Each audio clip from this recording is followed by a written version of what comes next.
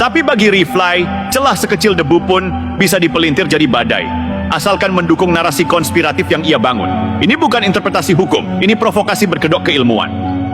Anehnya, dia masih berani berbicara tentang moralitas dan etika publik.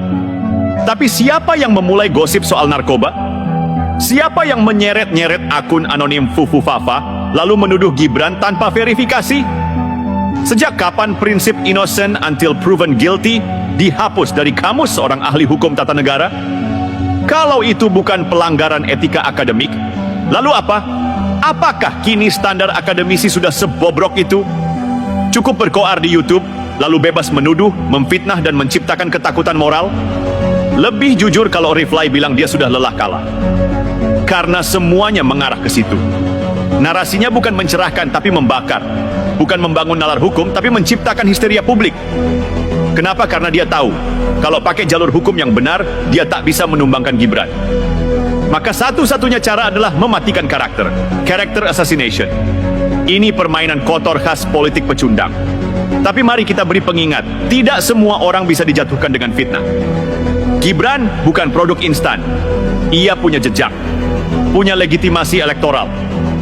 Dan yang lebih penting, ia punya mental baja. Tak sibuk membalas, tak mengeluh, tak ikut drama. Itu yang bikin gerah Reply. Karena apapun yang ia lempar tak menggoyang. Ini sebenarnya bukan soal Gibran semata. Ini tentang bagaimana hukum dipelintir jadi alat framing politik. Tentang bagaimana intelektualitas dijual murah demi engagement. Dan tentang bagaimana seseorang bisa mengkhianati profesinya hanya karena haus panggung. Dan jika Reply Harun adalah gambaran intelektual oposisi hari ini, maka kita patut khawatir. Karena mereka bukan lagi oposisi untuk demokrasi, tapi oposisi untuk kehancuran nalar. Narasi boleh tajam, kritik harus tegas. Tapi kalau dasarnya cuma gosip dan kebencian pribadi, maka itu bukan pembela demokrasi. Itu perusak peradaban. Kalau Reply masih mau dianggap intelektual, sebaiknya dia mulai belajar satu hal yang sederhana tapi mendasar. Integritas bukan dibangun dari popularitas, tapi dari konsistensi membela kebenaran. Bahkan ketika kebenaran itu tidak menguntungkan posisimu. Dan disinilah ironi terbesar Reply Harun terpampang. Orang yang dulu bicara tentang hak konstitusional, kini justru menjadi pelanggar etika konstitusional itu sendiri. Bukan karena dia berbeda pendapat, tapi karena dia memanipulasi hukum untuk menghidupi kebenciannya. Coba kita ingat kembali, apa definisi fitnah dalam konteks hukum dan etika akademik? Fitnah bukan hanya menyebar kebohongan, tapi juga menyebarkan tuduhan tanpa dasar yang dapat merusak nama baik seseorang. Dan di semua platformnya, Reply tak berhenti menyebar insinuasi. Gibran harus dimakzulkan.